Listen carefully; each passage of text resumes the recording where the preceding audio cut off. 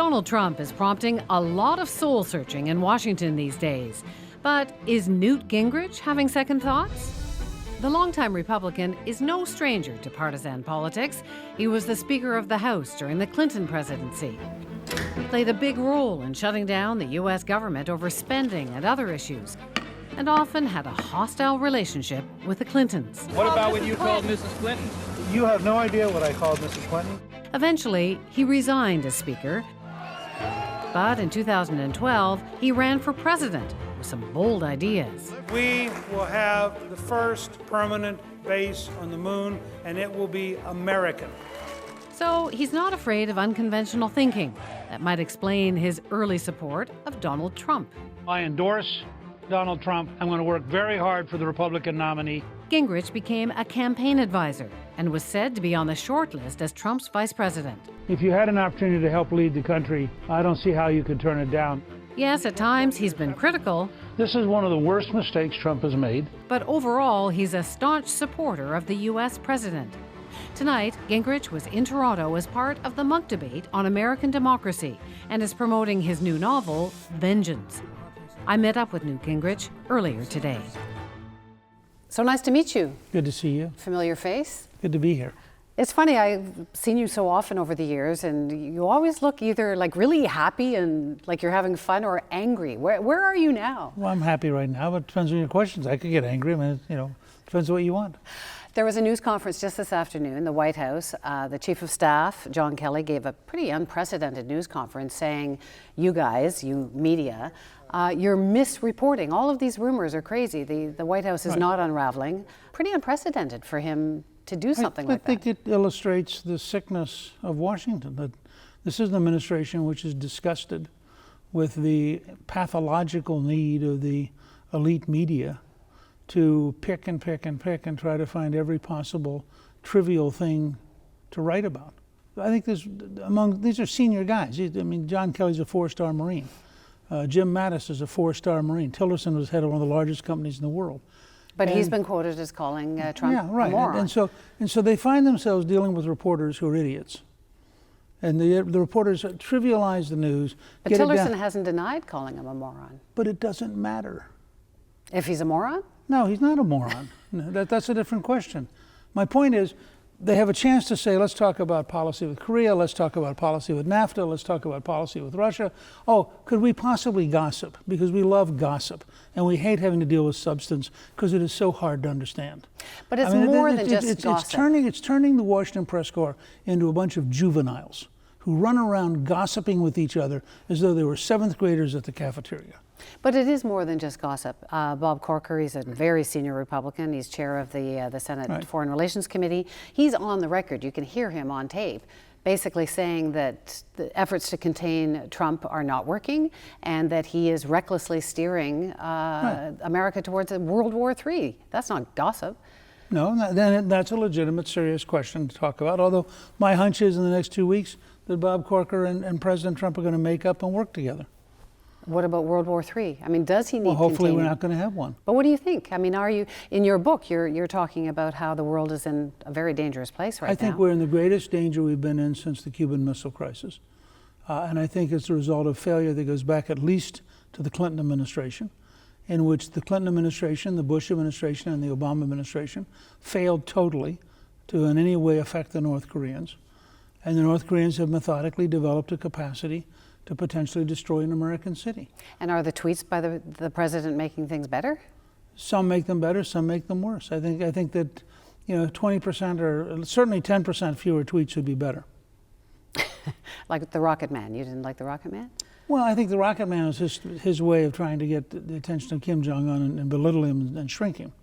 And it's worked in a lot of other cases. I mean, Trump's a very effective guy at branding people. You were a very early supporter of Donald Trump. Is this what you expected? In some ways, yes. In some ways, no. But part of my calculus early on was that Trump was the only person with the sheer force to defeat Hillary. And I thought that Hillary Clinton would be such a total disaster as president, that Trump was a better gamble for America's future, even though he was unknown and even though he'd never held public office. And was that gamble a good one? Yes. Really? No question in my mind. Just take the court. And again, I'm a conservative. Just take the courts. Look at who Trump is appointing to the court. Look at who Hillary would have appointed to the court. But there's not much else to point to in terms of Look at deregulation. The first president in maybe in American history where you'll actually have fewer pages of regulation, I think, next year than you had this year. Remarkable change in the pattern of regulatory power, getting power back to the states. Look at the tax bill, the opposite of what Hillary did. He wants to cut taxes, she would have raised them.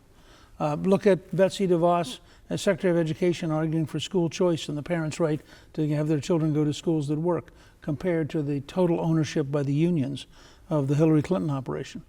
Look at the 57 Sunni countries who met with Trump in Riyadh, the king of Saudi Arabia meeting him at the airport, something he had not done with Obama, spending 3 days by his side. I mean, Trump in many ways has been a stunningly effective president. He just, in the echo chamber of the left-wing hostile Washington press, it is virtually impossible for people to see what Trump is really doing. Do you take any responsibility for Trump's, or any credit for Trump's success? No, I think Trump is a unique figure. I think you didn't start this movement towards the populism no, and radicalism. I take some credit for the rise in a broad way of being willing to take on the news media, the rise in a broad way of being worried about American sovereignty, the willingness to take on political correctness. I mean, the fact that I'm willing to discuss left-wing racism, which just jars left-wingers because they can't. How could it be true? I think in that sense, Trump and I are very similar. But I don't think he's perfect. I think he has significant weaknesses, but I have enormous respect for his strengths. It sounded at one point like you were going to be vice president. No, that was a game he was playing with the news media. He was never going to pick me. Why not? Oh, lots of different reasons. I said to him when you might steal a bit of the spotlight. Well, we met to talk about it, and I said to him. In fact, I'll tell you a quick story about that.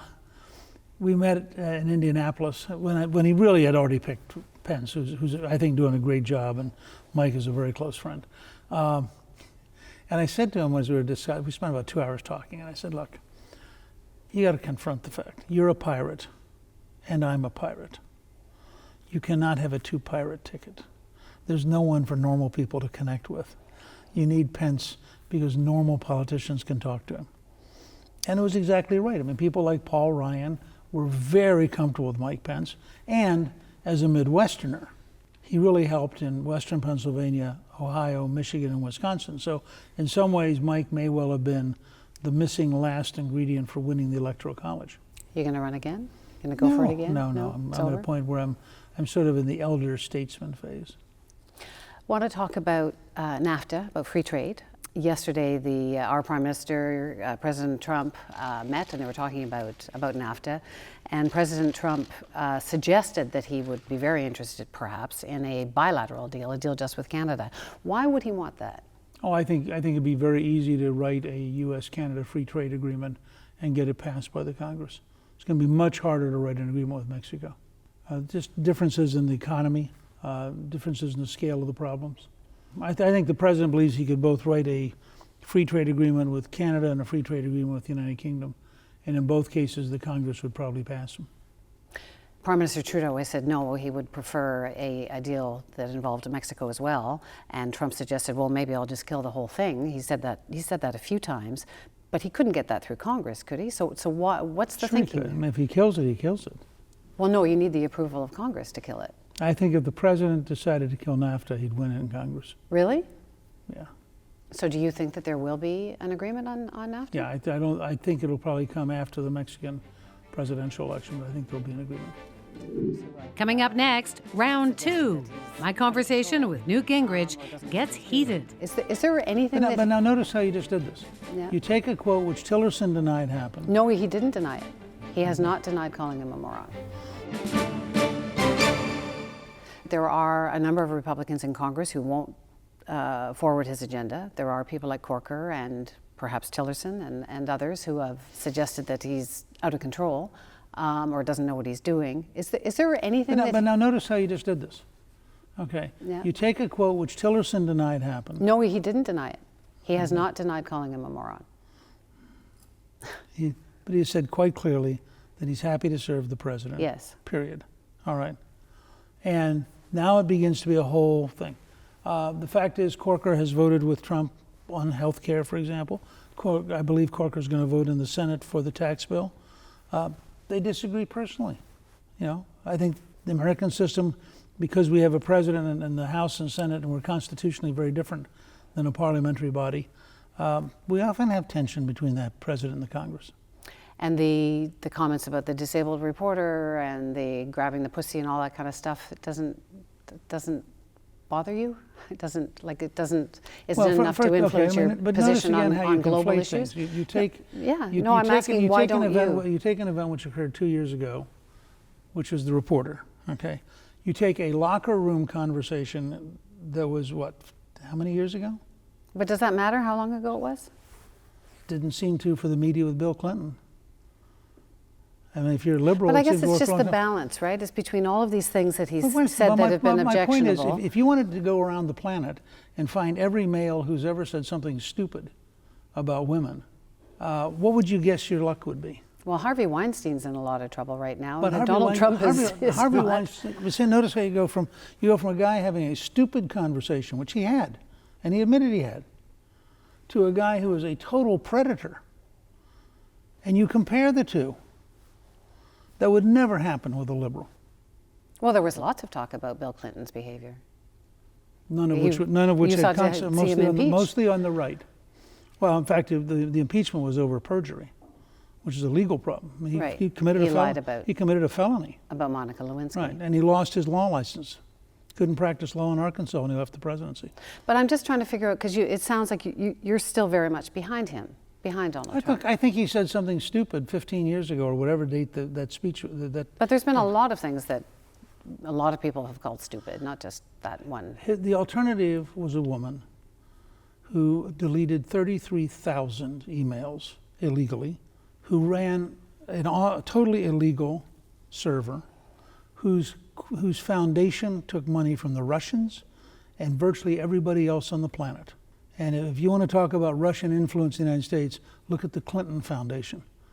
And so my choice wasn't between, Christ as a candidate and Donald Trump. My choice was a woman who I thought was both ideologically wrong and fatally flawed and totally corrupt.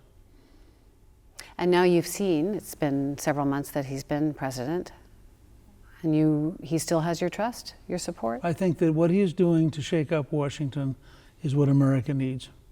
I think the system was badly broken. I think just what he's done on deregulation is historic, and I think what he's doing on judges is historic, and I think what he's doing on reasserting sovereignty. I wish that intellectual liberals would read his UN speech and realize how serious a speech it is. It's a very clear reassertion that sovereignty is at the center of the international order, not some kind of globalism. And it's a dramatic contrast to the Obama, John Kerry, Hillary Clinton worldview. So America, the world is in a better position because of him now? I think America's in a better position. And the world?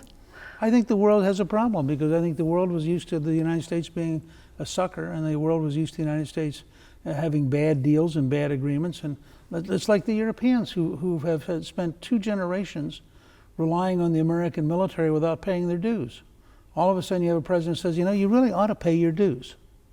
Well, if you're the guys who got away for 2 generations without having to pay, you're going, wow, this is really mean.